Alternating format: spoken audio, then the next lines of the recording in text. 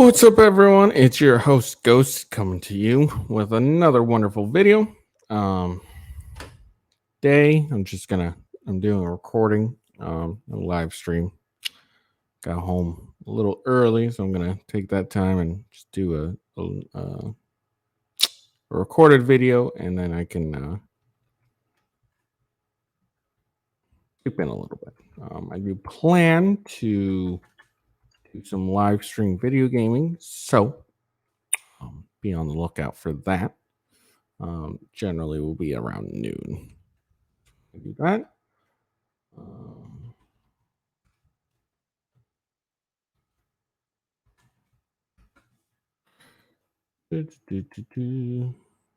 Okay. All right. So what I got today is we'll be talking just a little bit about the Seattle pilot program, Pride, and then Camelot versus VTuber community. Um, some of this stuff is probably old news. All right, but I'm still going to cover it because why not? Oh, okay. Let me just get things set up. I took like a quick little 15-minute nap.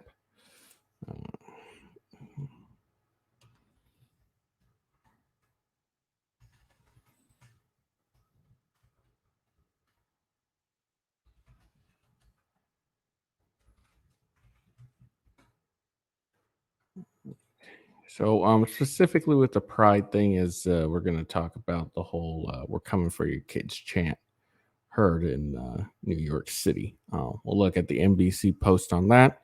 The pilot program let's first get into the pilot program I'm talking about. The pilot program I am talking about, it's not for flying or anything. No, it is a program that Seattle is doing, which will, as we will see here, there we go. New Seattle pilot program will have mental health professionals respond to some 911 calls. Now, I have yet to read this. I just saw this today. Figured it'd be something good to talk about. I already think this is going to be a disaster. But let's read it.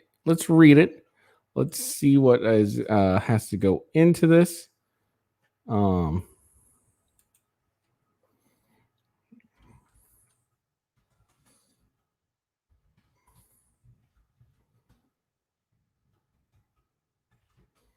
I'm just seeing if I can get something that's more. That's King 5. Okay. Well, all right, whatever. All right. So yeah, so this is going to start in October. The pilot program will use 6 mental health professionals to respond to some 911 calls instead of police. This will happen in October. So let's get into it. Oh, bloody hell. There we go. So, mental health professionals will soon be dispatched to some 911 calls that would usually be handled by Seattle police. This is due to a new alternative 911 response pilot program that is set to launch in October. Pilot programs will allow dispatchers to send mental health professionals to certain crisis calls instead of police. Pilot program was created by Mayor Bruce Harrell's office and is being carried out by the Community Safety and Communication Center, which handles 911 calls, and dispatch. On Tuesday, the Seattle City Council Public Safety and Human Service Committee got an update on the pilot program. Mental health responders are uniquely trained and situated to address the very unique needs of folks who are not engaged in criminal activity but still really need some help, said Seattle City Council member Lisa Herbold, the chair of the Public Safety of Human Service Committee. During the update, Amy Smith with the Community Safety Community Center said they are still in the hiring process for some positions. They said by August they would be staffed for the pilot and they would be doing a field test in August and September. The pilot will officially launch in October. The pilot program has been in works since 2020 when people in the community called for police reform. Yes, and then shortly after 2020, they wanted the police back, is what they're not going to mention in this article. Uh, there are moral and ethical reasons, there are financial reasons, and there are actually reasons related specifically to the ability of our police officers to respond to all the 911 calls they received. Yeah, maybe if you hired some more police, that would be a little easier for that one. The pilot program will have 6 mental health professionals who work in teams of 2 to respond to calls where dispatchers believe police are not needed, like wellness checks on people downtown showing mental health crisis systems. Something people familiar with police reform believe this could work well because they say mental health professionals have training that police officers don't. They'll bring their professional training on how to de-escalate and how to talk to people in a different way. I said Reverend Harriet Walden, director of Mothers for Police Accountability. She said not only could mental health professionals be better suited for these wellness check calls, but it would also take those calls of the hand. I think this means out of the hands of the police. They make a lot of well checks, really and truly a lot. So far, I think it's a good idea. If the pilot program shows success, the pilot mayor's office said it would expand it to become a new public safety department. Okay, that's all it's talked about. I thought it was going to go into a little more depth. Maybe talk about what kind of calls it would tell, because all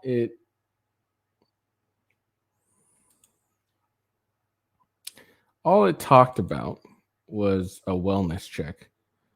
So does that mean that's all they're gonna do is just wellness checks? I don't think that's all they're gonna do is wellness checks. Oh, wait, what the? I think it's a bad idea. I understand the idea behind it. I think it's a bad idea.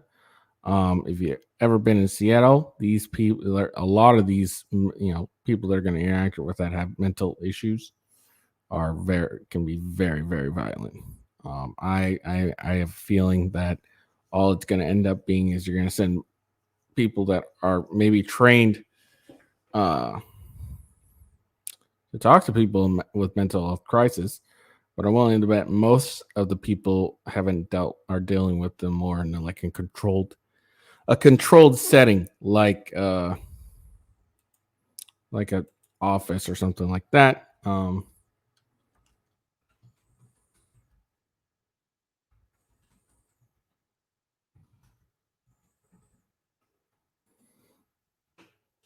I don't think.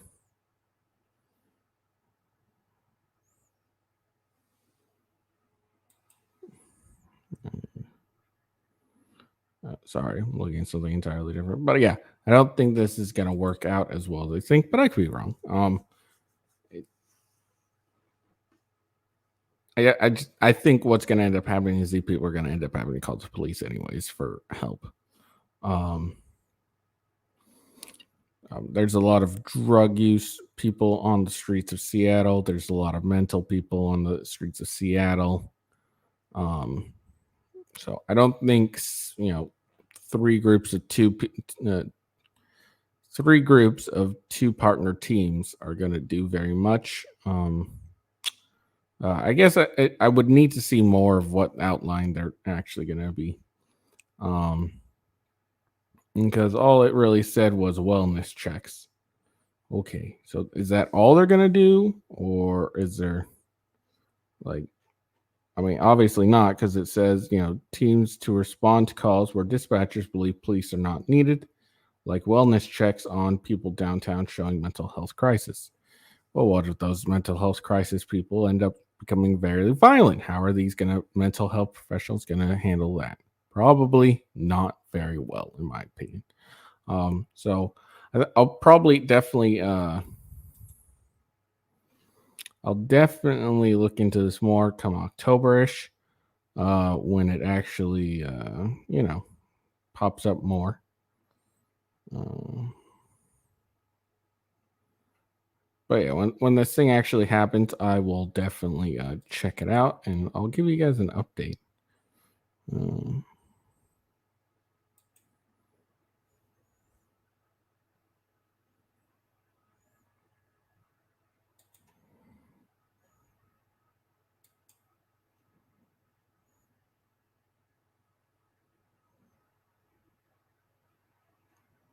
Sorry, just looking at the things.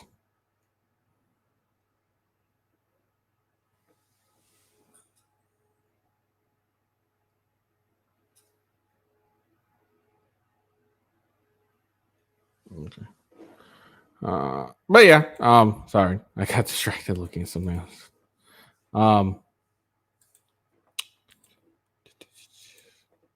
But yeah, I don't see this being anything more than a complete and utter disaster. But I could be very, very wrong. Who knows? Um, well, I probably know. Let's see.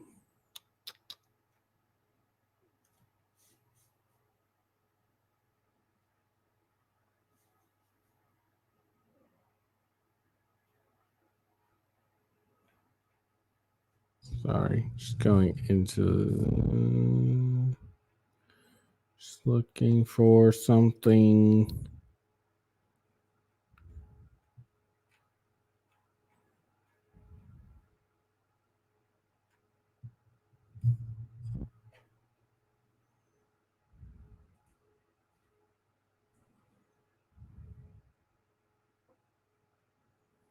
Okay. So getting into this next, I'm gonna talk about Camelot. Who is Camelot? He's Camelot's 331. He is a YouTuber, a very successful YouTuber. Very funny. I've watched him a couple times. Makes me laugh, and that's the important thing. Um, but he got into hot water, I don't know, yesterday or so, or not yesterday, last week or something like that over this. So he tweeted this out. Says, "Caught the girl at my house. That is definitely not Pippa taking pics of my kitten." Okay. Now I'm sure you're all thinking, "Oh, why is that a big deal?" Hold on. Let's see what we can respond.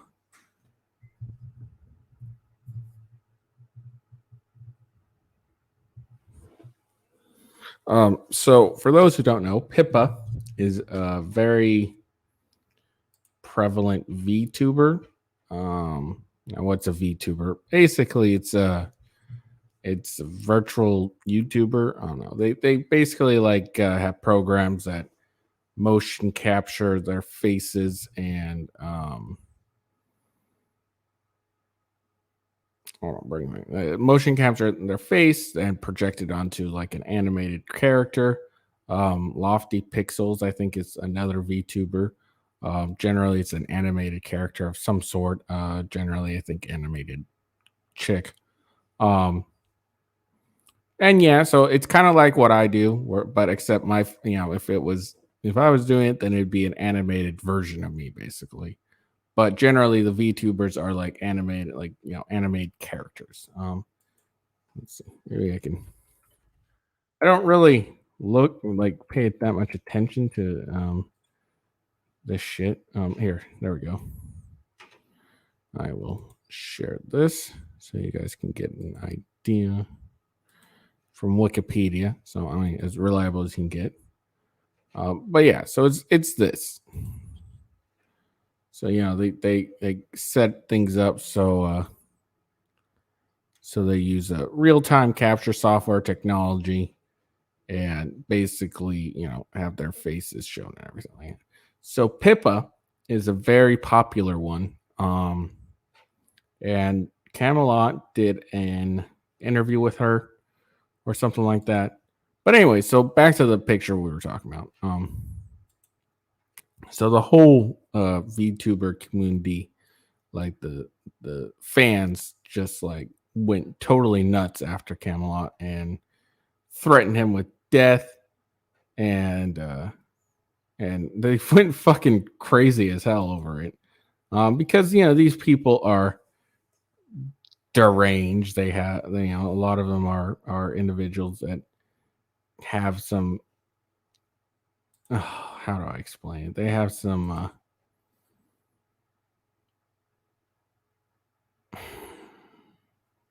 Really don't know how to explain it because it's such a foreign concept to me. But basically, they're very attached to their anime characters, and and they're also, a lot of them will generally have like the fantasies of being like, they don't like when they're it's kind of like with the OnlyFans chicks, where they don't want to know, they kind of have some sort of special bond and with them, kind of girlfriend shit. I'm really not explaining this well because I don't understand it really. I really don't get it. Um, but the VTuber fans just went crazy after Camelot and like threatened him with death, and they just went fucking insane. They went totally mental on the poor guy. They threatened him with death, and they were outraged that he would dare do anything like this, which is honestly kind of funny. Oh, that's right. That was another thing. But yeah. Anyways, that's what happened. I can't really explain it because I don't understand it. But it's they're just these people that are fans of the VTubers are very attached, and one to like out the, even though if you see the picture, obviously he puts an emoji over the chick's face, so you can't really see it. Also, just to point this out, the chick that he has on the picture is not Pippa. It's been confirmed both by Camelot and Ricada Law that they both know who this chick is. Obviously, Camelot does, but so does Ricada. He's met her, and he's like, "No, that's not Pippa. I can 100% guarantee it's not Pippa." So these fans like went absolutely insane over a picture that was, not Pippa, and obviously Camelot did it as a joke, making trying to like jokingly make it like, oh yeah, this is not Pippa, and then wink wink, it is Pippa type situation. But it was really not Pippa, and he was just trolling the VTuber communities.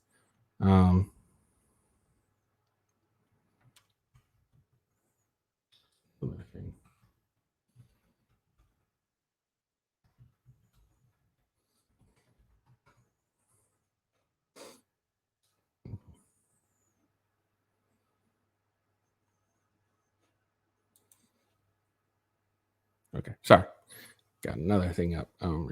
But yeah, so yeah, the fans, VTuber fans went absolutely insane. And yeah, it's kind of funny, honestly, if you think about it, and it's kind of sad if you also think about it. Um, I don't get it. I don't know. I kind of liken it to the whole, the thing with OnlyFans girls, where guys will, I'm making it mostly about guys, but guys kind of end up having some sort of attachment to them because of the interaction they get, and they don't like hearing that they end up having boyfriends, because that kind of breaks the fantasy that, oh no, this chick's, obviously it's a fantasy, it's in their mind, but they're thinking, oh, this chick likes me, this is, she's basically my girlfriend, etc., etc. It's what I basically think of it as. I could be and obviously there's some big differences, but that's what it seems to me, when you bring it like down to the brass tacks. But yeah, so I mean that's what happens with the VTuber crap. I guess I don't know. It's weird to me. It's weird to me. But hey, each your own. I don't care. I don't care. I know, very non-caring person. All right. So that's the Camelot versus the VTube community. I don't think there's gonna be much going on. I just wanted to talk about it because it's been popping up a little bit. It's kind of funny, honestly, and to me it was an obvious troll he was doing. He's like, oh yeah, this is definitely not Pippa trying to, and while telling the truth, he was trolling too, because that seems like Camelot's style. He's just troll. All right, on to Pride stuff. So I was originally going to talk about some Pride stuff on Monday, but I wasn't feeling well, and slept in and was lazy. So we're going to talk about Pride today. So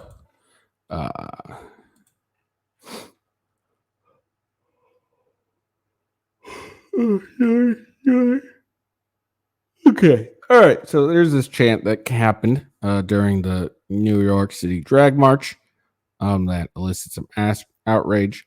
It's the chant that was "We're coming for your children," but activist says it's taken out of context. Now, here is the problem. It really isn't. Now, obviously, they'll be trying to, claim it was just a troll or something like that. And normally, it wouldn't be as big of a deal. Because hey, we all troll, we all, if someone says something about you, then the best thing generally is to, oh yeah, totally, oh, you're gay. Oh yeah, totally. Type of situation. You know what I'm saying? Or you got a small penis. Oh yeah, definitely. Kind of takes the wind out of the sails. But here's the difference when it comes to this. It's not because of the chant that is eliciting outrage. It's because if it was just if everything everything was what it is, and there was no evidence of that, and it was just a bunch of people marching around saying we're coming for your children, it probably wouldn't be as big deal. Most people probably would have been like, meh. But here is the thing. We have seen, especially since COVID, multiple instances of this. Multiple instances. And something else that's been prevalent is the drag queen story hour, where they go to their kid, drag queens go and read stories to kids, and parents are morons and bring their kids to this stuff. We see that. We see fights to be able to talk to kids about sexual identity and stuff in school, public school. There was a big outrage back in Florida about, the Don't Say Gay, which it wasn't about anything about being gay. It was saying, hey, just don't talk to sex to kids that are, at third grade level if you're not their parents. So, there's, and then, there's the various books that have been going, into public libraries at school that are sharing sexually explicit material and, everything like that. And so with all that in mind, and then they want to chant, we're coming for your children. Yes, of course, people are going to end up believing it because your actions are showing this, that, while you're saying these words and you're trying to we're just going to try and take the wind out of your sails, but your actions show different, that you actually are coming for, children. There's various laws that are trying to be put in place. I mean, Washington State and California are making it so people, government can take the kids from parents, and if they say that they're not if they're the opposite gender than what they're born with, then they can, the state government can take, and you say no, you're not, and don't give them that gender affirming care or anything like that, that they'll remove your children forcibly from your house. Now, Washington State, it's not quite at that level. It's the level Washington State is at is if your child runs away to try and get the gender reassignment surgery or whatever, they won't, and they find your child, they won't tell you that they found him. If I remember right from the article I read a while back.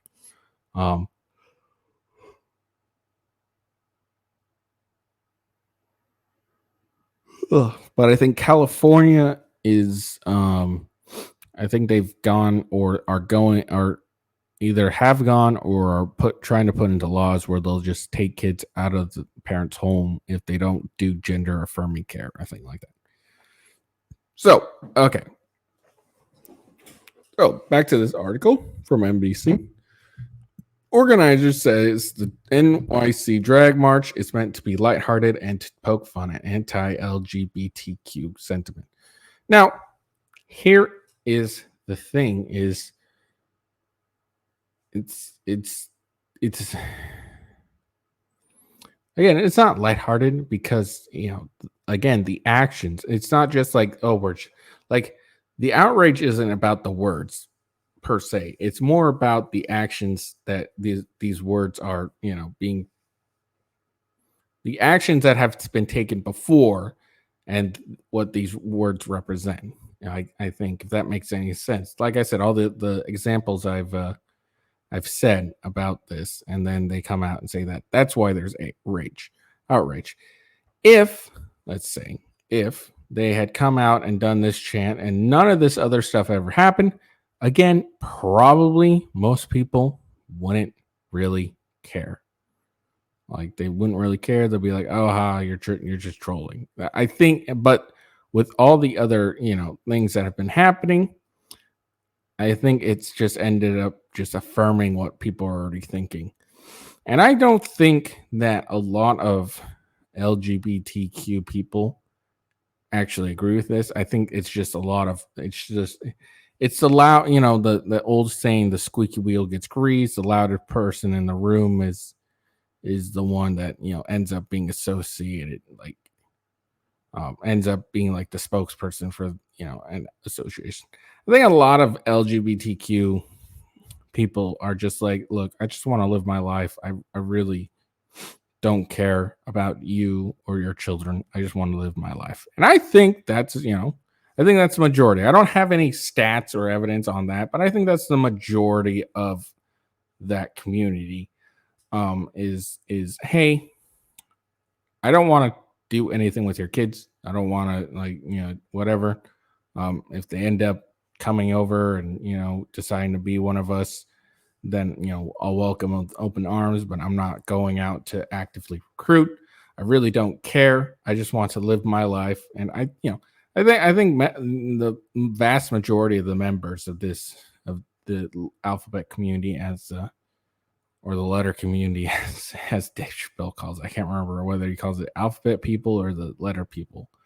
I think the vast majority of them are just like everyone else. That they're just like, we just want to live our lives. We really do not care about any of this stuff.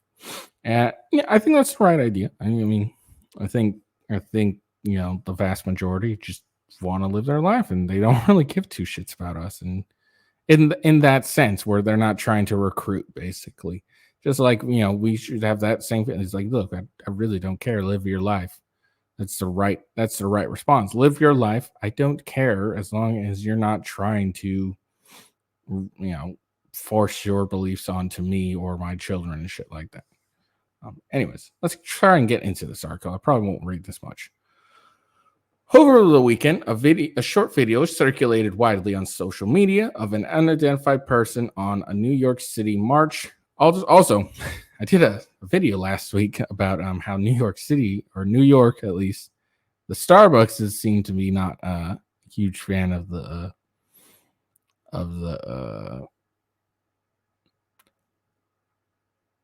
pride stuff. They've been taking stuff down or saying, "Hey, don't put this stuff up." So this is interesting. But back to what I was saying about the whole vast majority. Yeah, so like I said, the vast majority of the community don't really, I think, don't really give two shits about anything. They just want to live their lives. Awesome, sweet. But unfortunately, the loud people, the activists, are the ones that end up getting associated, and that gets unfortunately projected onto the community as a whole, which really sucks. But I mean, that happens with everything. It's another thing I want to say. All right. So, and an unidentified person of a New York City march during Pride festivities saying, "We're coming for your children," in the 21-second clip circulated by right-wing web streamer channels. Sure, whatever.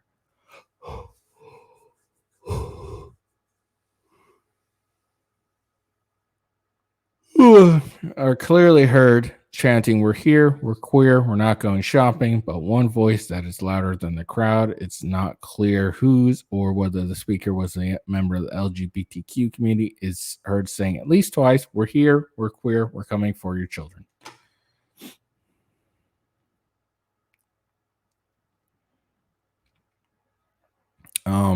So to conservative pundits, activists, lawmakers, video confirmed the allegations they've levied in recent years that LGBTQ community is grooming children. Again, it's not the video that's confirming. It's just more of piling onto it. It's just affirming it, really, because we've already had more evidence about this stuff than just a bunch of chanting. Like I said, if it was just this chant, everyone would probably take it as a troll, like it's probably was meant to be. But anyways, let's continue. But to Brian Griffin, the original organizer of the NYC Drag March, if that's the worst they've heard, it's only because he wasn't there this year. Griffin said he's chanted seeing things like "kill, kill, kill," "we're coming to kill the mayor," and jokes about pubic hair and sex toys during March. People at the Drag March regular sing "God is a lesbian." I don't see how any of that's more obscene than "we're coming to your children."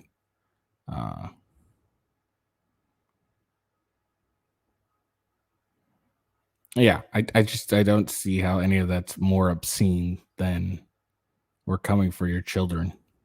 Anyways, it's all just words, Griffin said. It's all presented to fill their worst stereotypes of us. Again, if it was just the words, I don't think anyone would really care.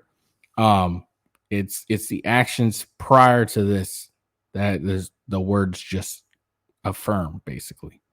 The "Coming for Your Children" chant has been used for years at Pride events, according to longtime March attendants and gay rights activists, who said it's one of the many proactive expressions used to regain control of the slurs against LGBTQ people. And in this case, they said right-wing activists are jumping on a single video to weaponize an out-of-context remark to further stigmatize the queer community. Again, I will keep saying this, it's not just because of the words. It's because of all the other things prior to the words. Now, they said that it's been used for years. Well, then I don't remember it being a big issue in the years before. I don't remember it being brought up in the years before. Now, maybe it has, but I don't remember it. And I don't think a lot of people remember it.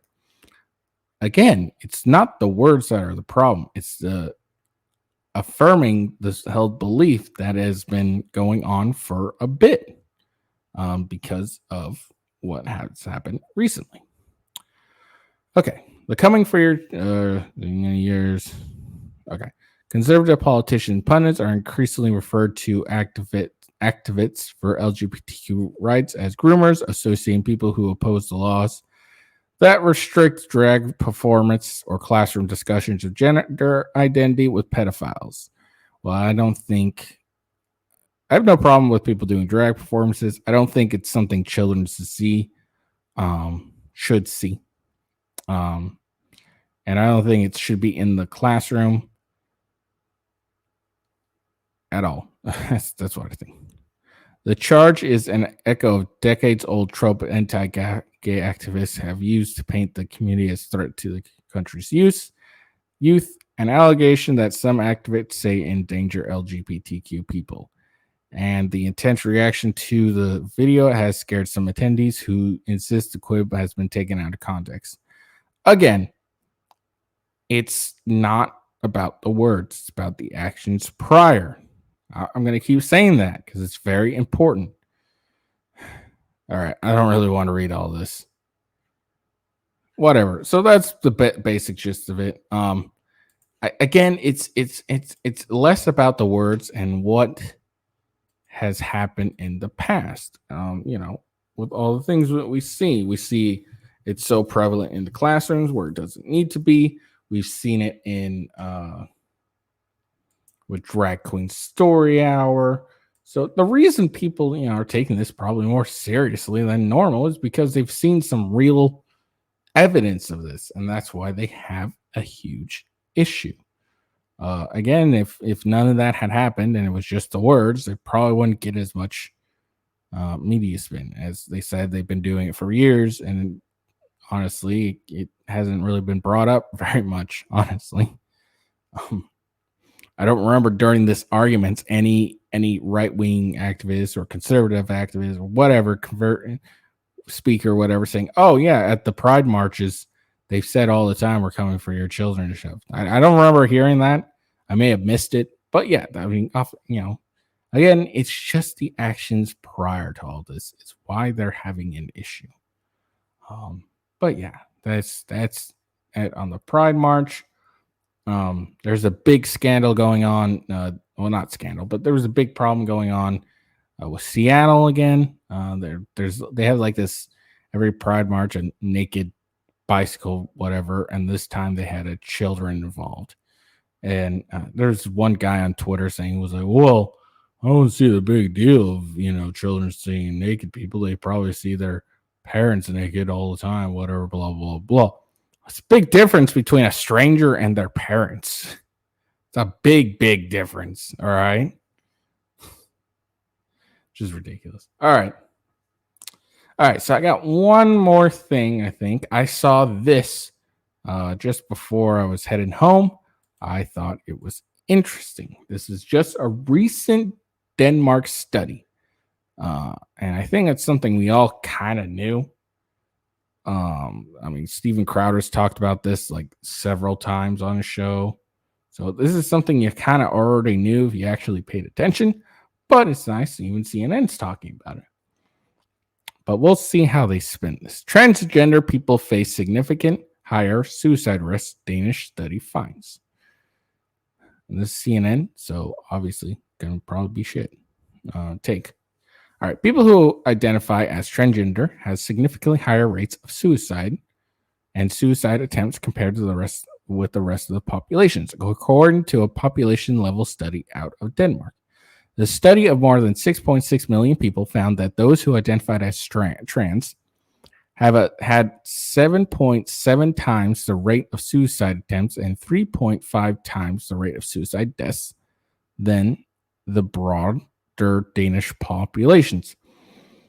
Among the 3,759 survey participants who identified as transgender, there are 92 suicide attempts, 12 suicides between 1990 and 2021. However, the numbers are probably a significant undercount, as the researchers say the records they use do not always capture a person's gender. The authors of the study, published in the Journal of American Medical Associations, are careful to note that it has less limitations. It can only count the number of suicides among people who have sought care from a hospital for gender identity related medical issues, and it can only capture the number of trans people who applied for a legal change of gender. It does not detail what percentage of the populations may be missed. The study also does not pin down exactly why transgender face a higher suicide risk. I have my theories. But the researcher theorized part of the problem may be minority stress, in which people are bullied. Yeah, sure. Okay. All right, hold on. Let me finish reading this. In which people are bullied, discriminated against, socially excluded, or face general prejudice from who they are.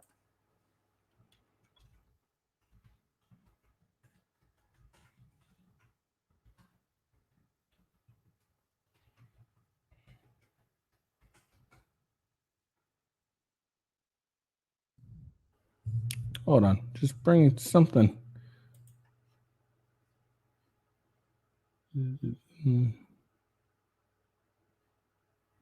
Okay. Well, that's not going to be helpful.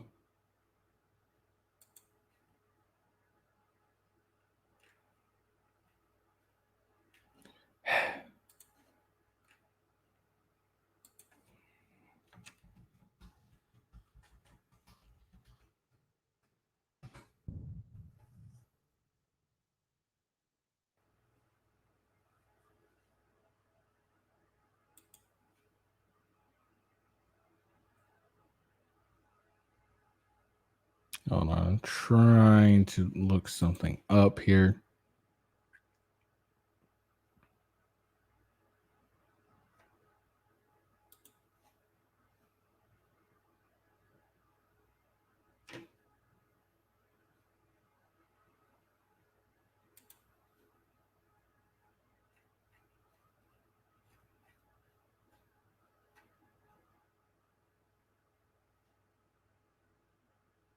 $52.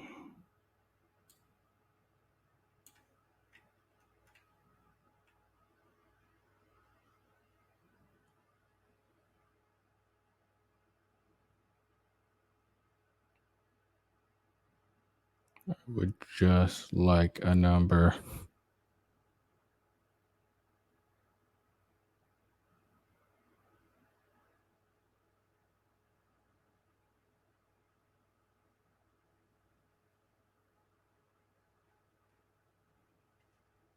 Sorry.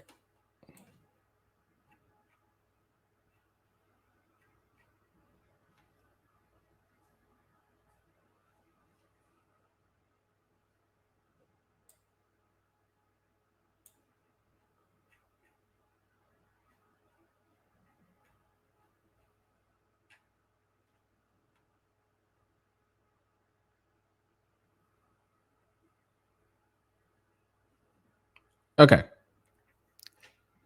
So back to this. Sorry, I was looking something that's kind of important here. All right. So, fuck,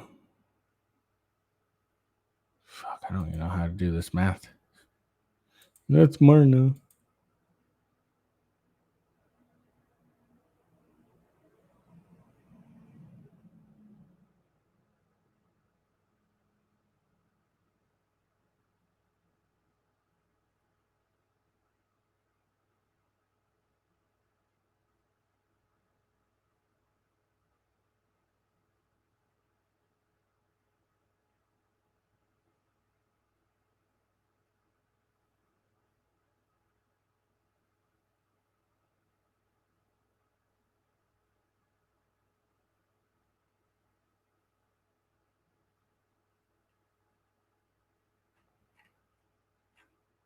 So, sorry that took so long. I was just trying to get some numbers on this.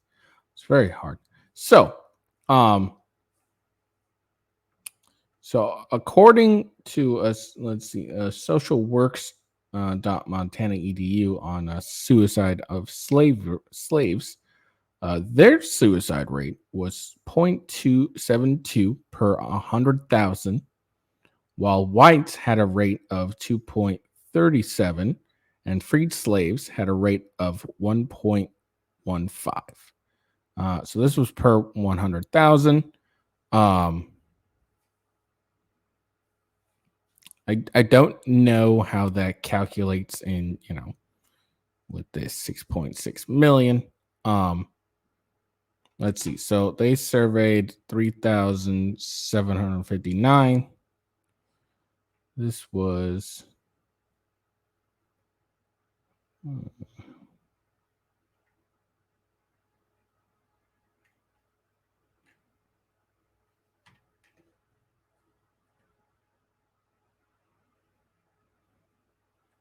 let's see. So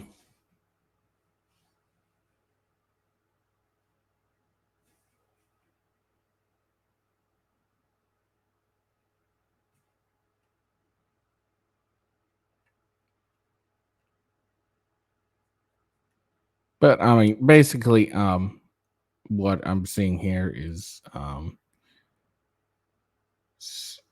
the rate of suicide for slaves was very low, like super low. Let's see. According to these, okay, so a word search of 327 completed narratives revealed that 21 of them referred to suicides. My attempt to develop percentage comes from communicating the okay. So this person gathered a percentage from accumulations of numbers of suicides, which were gathered from a collective of slaves' narratives available on the internet from the University of North Carolina and Chapel. A word search of 327 completed narratives revealed that 21 of them referred to suicide. The tables below break down the actual forwarding. According to these statistics, 6.4% of narratives mention suicide in some capacity, either as a specific event or just shared that it did occasionally occur. Only 8 narratives of or 2.4% referred to specific completed suicides, and only 6 or 1.8% of those are slaves in American South. This means that the sample that was taken, 1.8% of narratives referred to a specific complete slave suicide. So, I mean, it's, it shows that kind of like the suicide rate of slaves was very, very low.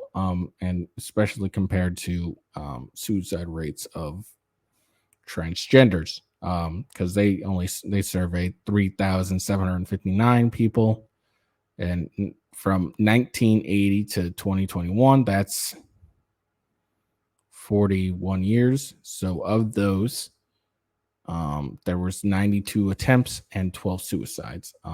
While here there was, you know, I mean, the sample here isn't that great. It's kind of hard to find the information on this, but it looks like slaves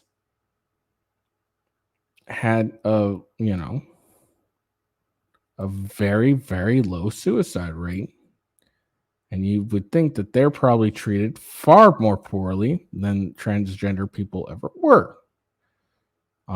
Crowder talks about this a lot. Uh,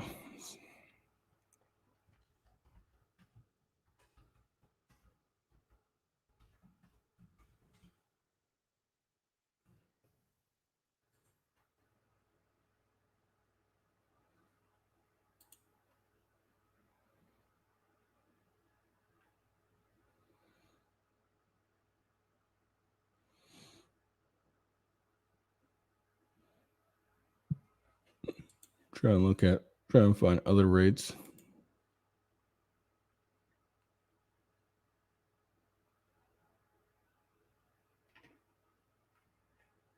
Anyways, so I mean, it's, if you look at other places, Crowder does a really good explanation of this. I don't profess to be an explanation, but generally, if you look at it, it looks like transgender individuals have higher suicide rates than slaves in the American South, with the people in the Holocaust. So is it really minority stress that is, really? Do you really think that people are being bullied, discriminated against, socially excluded, or faced with general prejudice for who they are far more than these these groups of people? I think not. Anyways, continuing. The researchers say previous works have showed that 60% of transgender people in Denmark experience abuse in form of harassment and bullying. 30% experience physical violence. Trans people in Denmark also report they face discrimination in their interactions with the healthcare system. Okay, now this is what I'm going to assume. Obviously, I don't know, but the discrimination I'm assuming they're talking about is them going to a doctor, trying to get, like, say they're a dude that wants to be a female and they're trying to get care as a female, and the doctors are going, well, no, that's not how that works. You're a boy biologically. I mean, so we need to treat you as a boy biologically to ensure to take care of you. Because, for example, if a woman pees on a pregnancy stick and it turns out that it is positive, means she's pregnant. If a guy does it and it turns positive, he may have cancer. I think testicular cancer, to be more exact. I think that's what it is.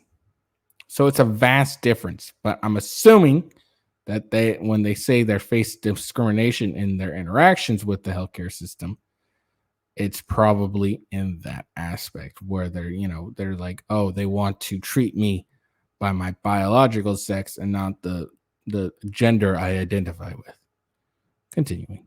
The researchers also note that the work may not reflect the situations in other countries. Okay, cool. Recent studies in the U.S. I'm not going to read all that crap. All right. Recent studies in the U.S. show that 82% of people who identify as transgender said they consider killing themselves, and 40% have attempted suicide, with the highest number of suicides among trans youth.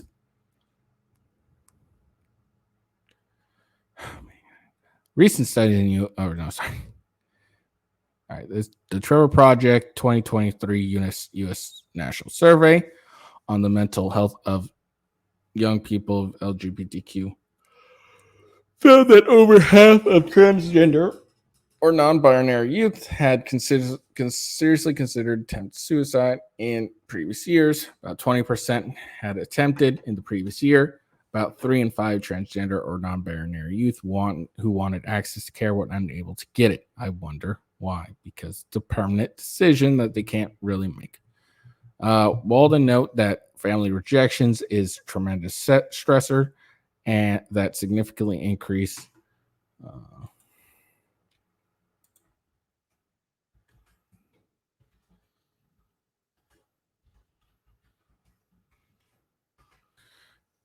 suicide, increase of suicide, experience of harassment, abuse, and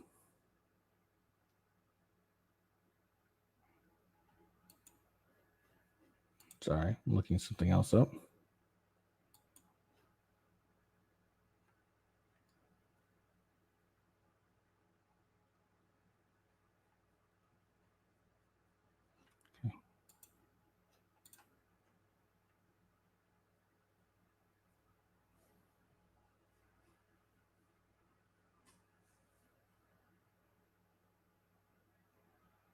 Okay, whatever.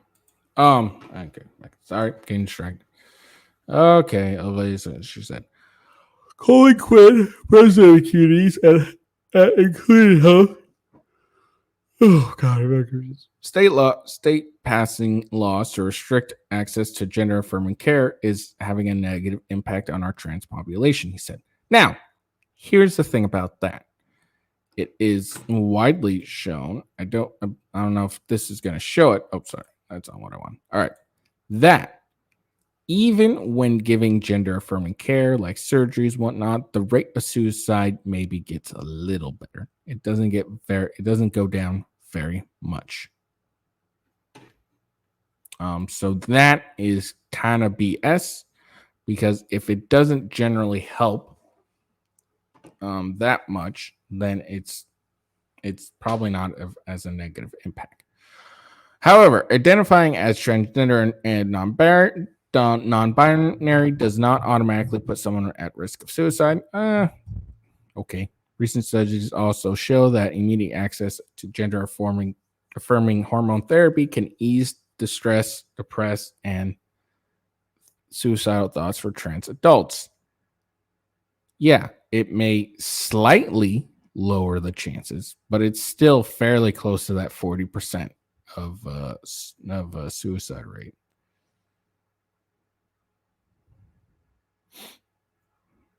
Quinn says that someone who works to make sure transgender people get access to affirming medical care, he knows how helpful such care can be to reduce the suicide risk. It doesn't go down that much. Individuals can also make a big. Okay, I don't really want to read this. Just being alive, blah blah blah blah. Okay, so yeah, that's a study shown in Denmark. I think for the most part, we already knew this. We already knew that the transgender has a very high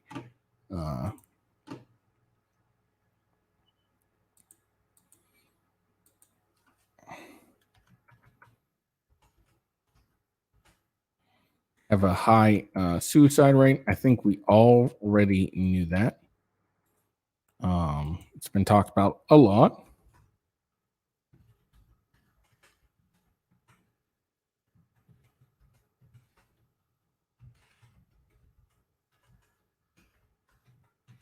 I'm just changing my thing up.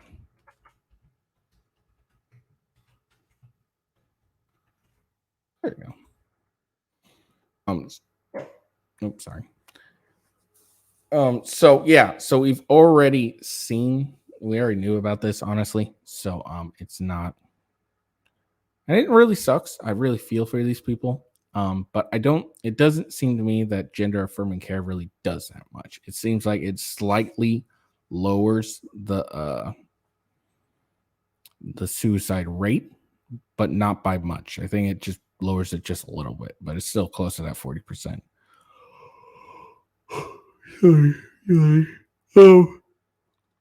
So yeah,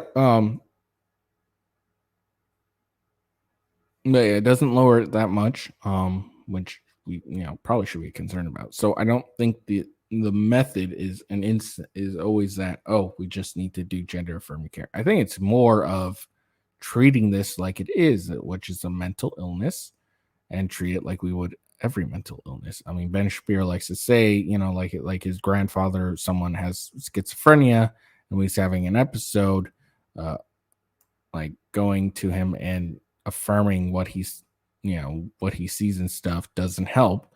Going up to him and say, "Hey, no, this is reality," helps. I think that's probably a better step in the direction. And if they go, if let's say someone goes through this process and they go through talk to a therapist, and therapist isn't being all wishy-washy and trying to actually talk to them, and they spend like a couple years, and they're like, no, I think this is what I am, or this is me. Then they go on to the gender affirming care, or whatever, the transgender surgery and whatnot. Then, all right, I think that's probably going to be the best option for that individual. But we don't do that. We can't even talk about that. We just instantly go, oh, okay, so let's put if you're a kid, let's put you on puberty blockers. If you're an adult, we'll put you on hormones and shit like that instantly. We don't let it doesn't seem like we like it. It's transphobic just to have the conversation. And I think that's probably more of a contributing factor, because then these people are making permanent life altering decisions, and then maybe later on they regret it. I wasn't mentioned, but I wouldn't be surprised if the vast majority of it is they regret it.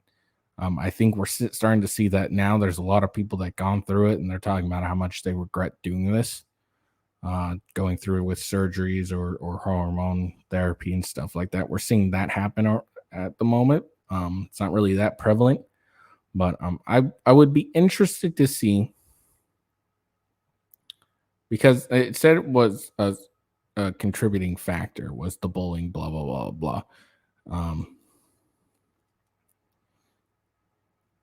But I would be interested to see how many of those people that attempted or actually did it had to do with the regret that they went through all this and then just stick with what they were.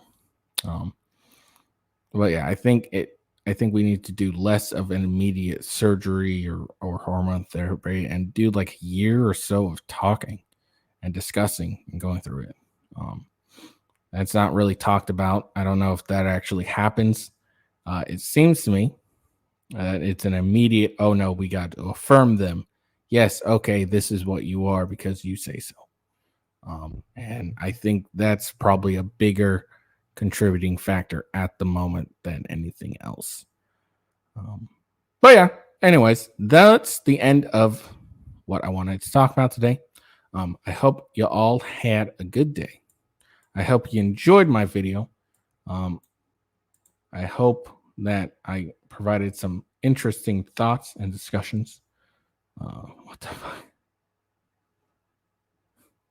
God, I was a chick. I'm about to type up my tweet to let everyone know, come watch this. And this is why freaking pop up. Hold on. Share it. So got on my Twitter. And this is what I see. Freaking Amarath has revealed she makes $2K from subs and donors, I assume, and $10K to $15K in OnlyFans conversions per sleep stream.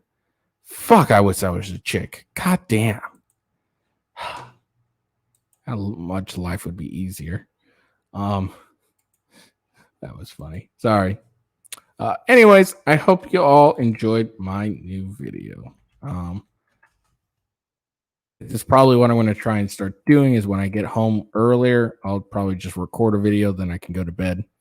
But if I get home later, like around 4ish, then, or closer to 5, I'll do live streams. But yeah, that's what I'll do. Make sure to follow me at official W Ghost. I always post when I'm going live and where my videos are being dropped on, etc., etc., etc. Make sure you follow me on Rumble. That's the most important place. It's where I seem to be growing the most. Make sure you follow me on YouTube, because that's also just as important. YouTube is with Ghost, as well as it is on Rumble. Check out my gaming channel, Gaming with Ghost, and it's the same with Kick, Twitch is Official Gaming with Ghost. I don't think I'll be streaming my video games on YouTube. I don't seem to get a lot of views there. So I don't think I'll be doing it there anymore. But I'll do it on Twitch, Kick, and Rumble. So check me out there. But just follow me on Twitter at officialwghost, scrolling right there. That's the best way because I always announce when I'm going live. I announce when new videos drops. I add the links, so it makes things a little easier until you decide to follow me, which you should. You should 100% follow me, like the video, subscribe, add a comment. Let me know how I am doing. All right. I hope you all have a good day. Peace out, and peace.